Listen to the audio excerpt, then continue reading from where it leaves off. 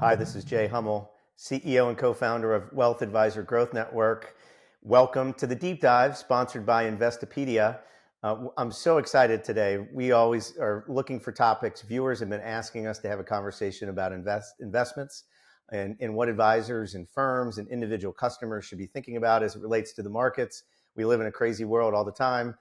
Everyone's always asking about what they should be thinking about. And I couldn't think of a better guest than J.D. Gardner, co-founder, CIO of Aptus down in Alabama. JD, I know you're busy. Thanks for taking the time to join the show. Oh, I'm excited to be here. It's an honor to be here, Jay. Thanks for having me. Well, tell the viewers a little bit about you. Who's JD? And tell them a little bit about Aptus. Yeah, sure. So we're down here in Lower Alabama. We're on the Gulf Coast. My family and I have been down here since 2012, and this is home. I'm Alabama born and raised, but um, really nice part of the world here. We were either smart enough or dumb enough to start the business down here. It's obviously not the financial center of the world, but the quick background on Aptus, we really do two things. We're a true asset management shop. We like to think that we're innovating in the ETF space, specifically with options based strategies. So I think those are relevant for today's market. And the other thing that we do, and I'm sure we'll get into, is um, we're really kind of a support and service, OCIO, middle office, et cetera, for the independent advisory space. And that's, we kind of run both of those tracks in parallel. That's great. You've built an amazing business, and yeah, as you mentioned, when we first met, I didn't know there could be something so sophisticated in the investment world down in Alabama. So it was a good find. I Yeah, was I was glad I was glad I found you. I tell the story when we started. I've got, we had somebody, we'll talk to anybody and everybody that will listen.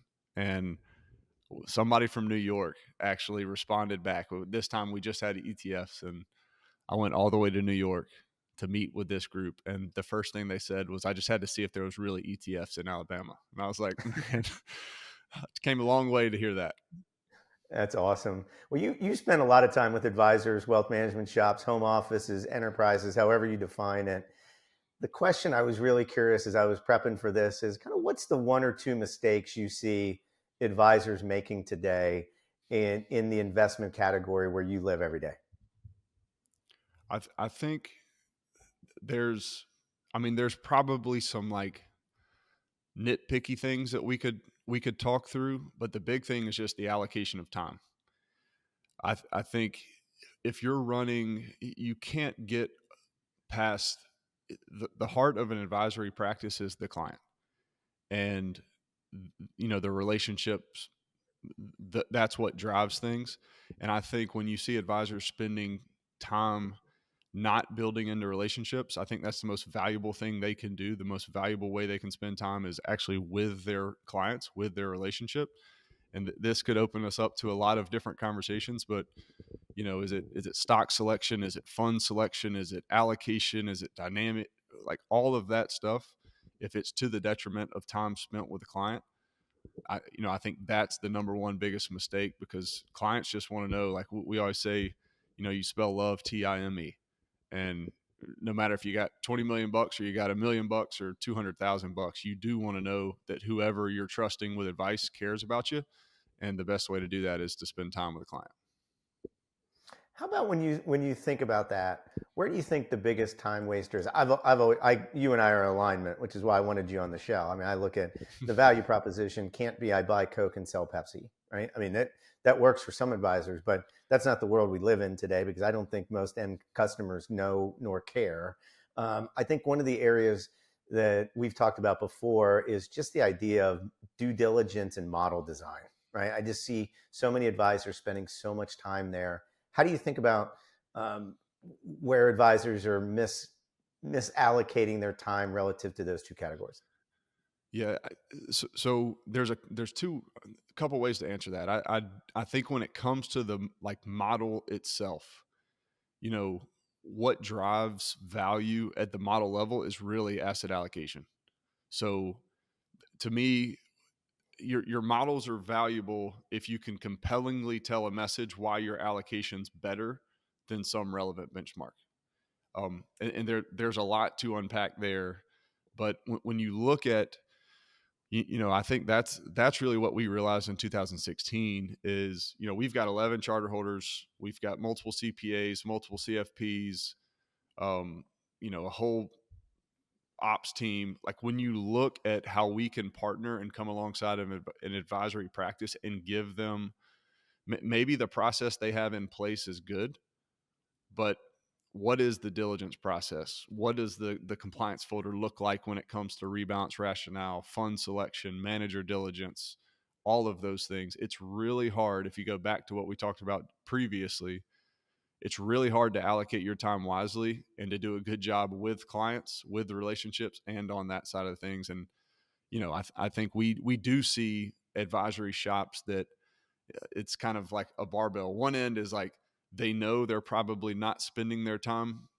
as effectively as possible, and they're ready to just like, hey, come in and help me, guys. Like, what can you do to relieve some of what I'm doing now?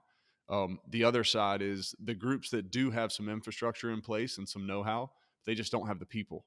It's hard to, a true investment process maintained, messaged around, all of that. It's hard to operate when you've got one or two people with the weight of all of that on their shoulders. When I think there's a huge misnomer in the industry on the whole concept of OCIO, right? I mean, when someone partners with Aptus or partners with another firm that's like yours, to me, I've always looked at it as CIO support services, right? You're at the end of the day, the firm's still making the call, right? On the big Right. picture things. They're not 100% giving up control, but they're leveraging a firm like Aptus or someone like you to bring scale to the process, right? And to me, I'm a serial outsourcer. It doesn't matter if it's investments, if it's books and records, if it's compliance. I want my advisors and I want to spend my time with clients.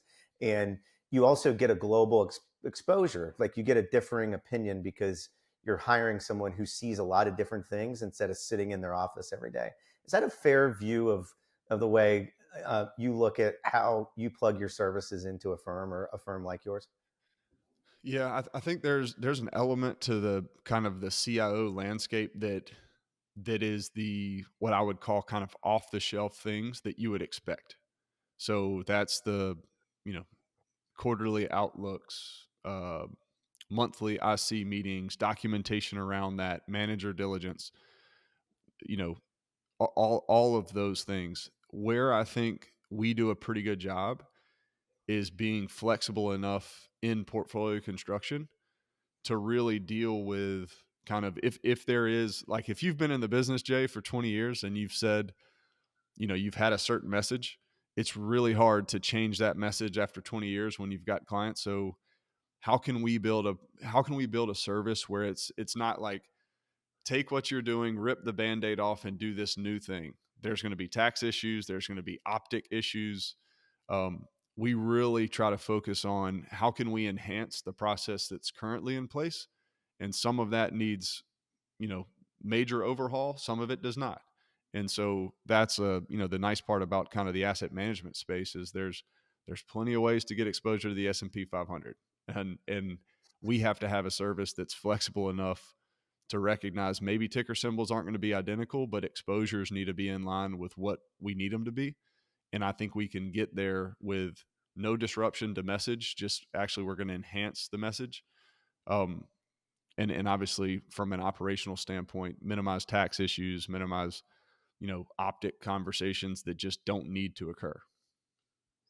I think that's a good segue into the thing that I always think about. We said it earlier. Most firms are moving towards financial planning at the center of the value proposition, right? I think there's a view that investment management's being commoditized as it relates to a value proposition. But sitting where you sit every day and you deal with advisors, what's the one thing viewers who are advisors, or we have a lot of end consumers who watch this, how do you think about the value proposition of investments today? Investment philosophy, investment methodology. If you were sitting as an advisor today, what's the story you would tell and how would you execute it? Yeah. So I think the story is important. And so let's forget the story itself for right now. Like if I was giving advice, and I don't know if I'm qualified or not, but if I was giving advice to an advisor, the thing that and this goes back to what we said earlier, the thing that I would stress is there needs to be some sort of differentiation in investment approach. It doesn't need to be some like crazy approach to portfolios that's like, hey, we're going to generate 5% alpha annualized, or it just needs to be, we're thoughtful about allocation. I'm excited to tell you about it, and I can tell you it in a way that you can hear me. And where I think our value proposition from a service standpoint is, yes, I think we deliver on something that's interesting, but there has to be consistency in and of messaging. I cannot tell you how many meetings that we've had where we start working with a group. This is like the easiest way to be more valuable than the advisor down the street is be consistent in the message about the how and the why and the what of a portfolio. You don't have to deliver. Like, clients aren't asking you to give them 100 basis points of alpha every month.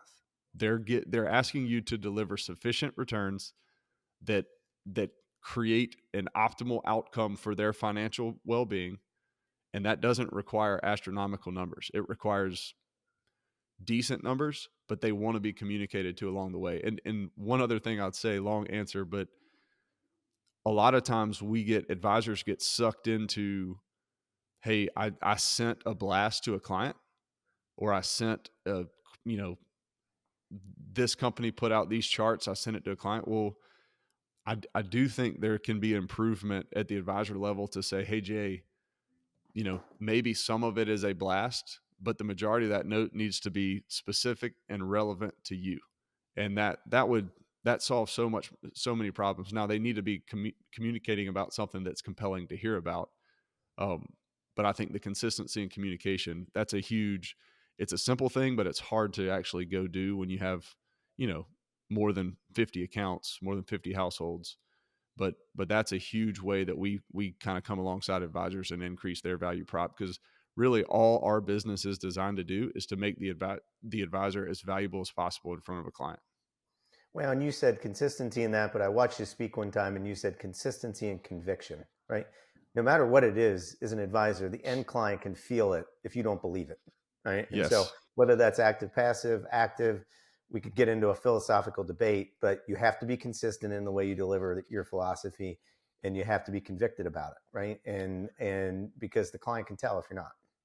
Yes, and I would add to that, if your message is, we have, our research is better, our capital market assumptions are better, it's, so is the next 10 people I'm going to talk to about their allocation models. And it needs to be something. And like you said, if we can get an advisor fired up about the what and the why of a portfolio, it makes the messaging, so it's a lot of fun for us, and it's a lot of fun for them, because, you know, usually you want to be, the more proactive an advisor can be with communication, we tend to see that be more valuable than waiting.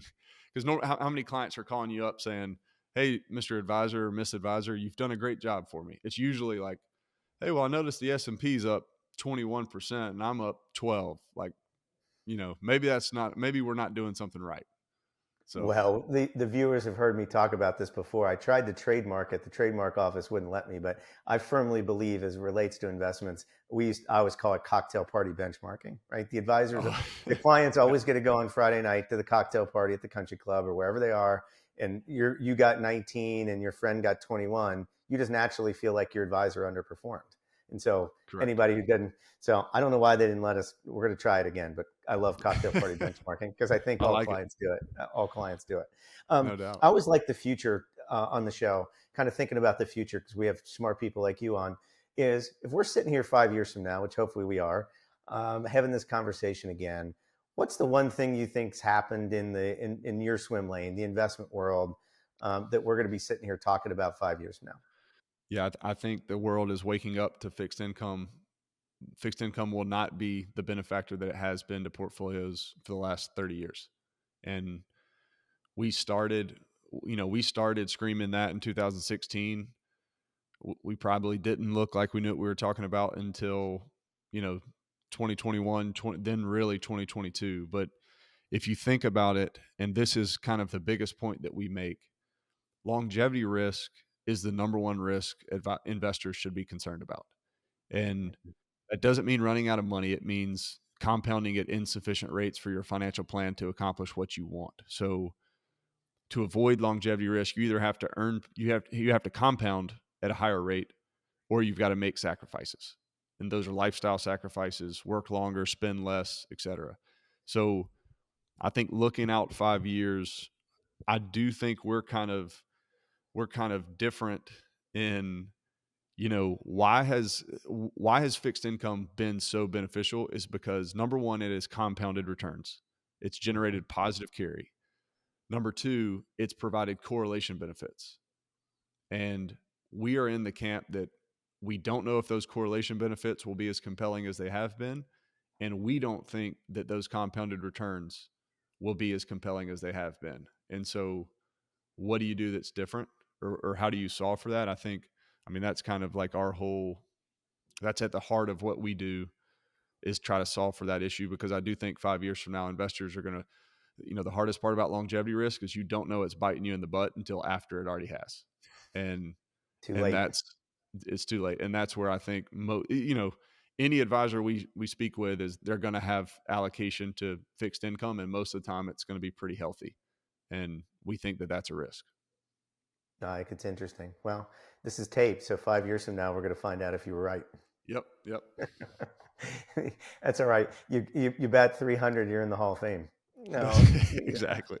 yeah, I can always change my mind too, right? that's exactly right. When disclaimer. facts change, opinions Yeah. should change. The last question I had for you: you've done one acquisition at Aptus. You bought a company called LibertyFi, outside kind of your normal swim lane. Got a lot of questions about it as people reached out. You obviously see an intersection between platform efficiency and investment management. Kind of just walk me through that. And with my platform background, I'm passionate about that. So I just wanted to get your perspective on it. Wearing your investment hat, how do you think about platforms coming together with investment management in the future? Yeah. You said we had like 20 minutes, Jay. So I'm going to try to be brief on Yeah, that's this, exactly because right. We could have an entire episode on this. Yeah. We're excited. First off, on the LibertyFi, like a little bit more deal specific on that front, is like the people there are incredible. And that was a huge kind of instigator towards, hey, maybe this could make sense.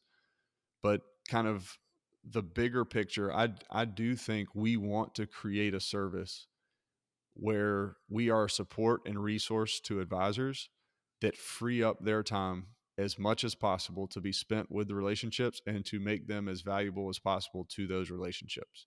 And I think we're uniquely positioned now. I know everybody probably says that, but I do think we are, where we have a robust asset management arm, the people, the process, all of that, where we can inject tremendous amounts of value in kind of the pure investment side.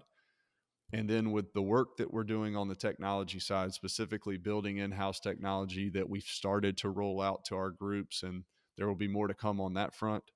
But on the services side, like, think of that kind of middle office. We don't want to just say, hey, Jay, you need to go do this with portfolios. We want to be able to say, go do this, and we'll do it for you. And Yep. so we're trying to be, I think that's where, there's demand for TAMP type services. There's demand for OCIO services. There's demand for investment support. And we're kind of involved on all fronts of that, which is, and I think that's going to be a big part of the business moving forward, which is obviously our money's where our mouth is. That's awesome, man. Well, can't thank you enough. I hope you come back. Would love to have you again, JD. We could talk for hours. No How doubt. do the viewers find Aptus? They want to talk investments or talk about what Aptus is up to and pick your brain. What's the best way for them to find you guys? Yep. AptusCapitalAdvisors.com is the easiest place. Aptus ETFs, so AptusETFs.com. That we've got contact forms on both of those things. I'm not very active on social media. I hear I need to fix that. But right now the website's probably the easiest way to get a hold of us. So thank you, Jay. This has been good. Appreciate you having us. It's awesome, man. Thanks. I hope you come back. Definitely. Well, thanks for watching. Thanks to Investopedia for being our partner on this journey of the deep dive. And we'll see you on the next episode of the deep dive.